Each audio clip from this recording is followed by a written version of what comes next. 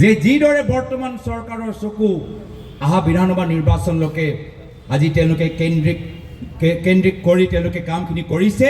আমি একে মনোভাৱ লৈ আমি কাম কৰিব লাগিব আৰু অসমৰ জনসাধাৰণৰ আশীৰ্বাদ আমাৰ লগত আছে। অসমৰ জনসাধাৰণৰ আজি বিবেক শক্তি আৰু অসমৰ জনসাধাৰণৰ মৰম আজি চাই আমি গম পাই গৈছোঁ যে যদি আমি আজিৰ পৰাই ভালদৰে কাম কৰিম তেতিয়া নিশ্চয় ভৱিষ্যত কংগ্ৰেছৰ নেতৃত্বৰ চৰকাৰ হ'বলৈ গৈ আছে। এইখিনিয়ে কথা কৈ মই ইয়াতে নিজৰ চমু দুএষাৰ সামৰিছোঁ। ধন্যবাদ। জয় হিন্দ, জয় আই অসম।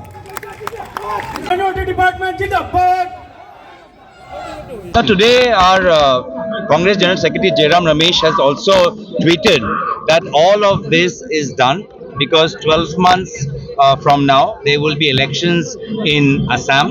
The BJP government have no performance to show.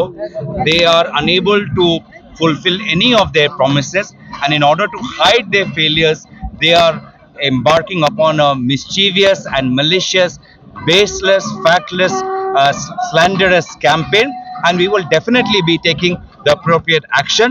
At the same time, I have full faith in the wisdom of the people of Assam that they can see through this obvious slander campaign, and the way the people of Jharkhand voted out the rhetoric of Himanta Biswa Sharma ji during the Jharkhand Vidhan Sabha elections, the same wisdom of the Assamese people will prevail. They will see through this mischievous slander and will vote in a Congress-led government in the upcoming assembly elections. और आज हमने कार्यक्रम की शुरुआत में ही आपने देखा कि जो वहाँ पे लोग हादसे का शिकार हुए, मारे गए, उनके लिए श्रद्धांजलि शोक सभा करके तब फिर हमने मौन व्रत रख करके तब कार्यक्रम की शुरुआत की। बहुत दुखद है, लेकिन इसकी जिम्मेदारी किसी न किसी को लेनी पड़ेगी। दर्जनों जानें चली गई और रेल मंत्री लगातार बहुत देर तक तो छुपाने की कोशिश करते रहे, आंकड़े नहीं बताते रहे। इतने हादसे हो चुके हैं पिछले कुछ वर्षों में, लेकिन भारतीय जनता पार्टी की सरकार में कोई भी मंत्री जिम्मेदारी क्यों नहीं लेता?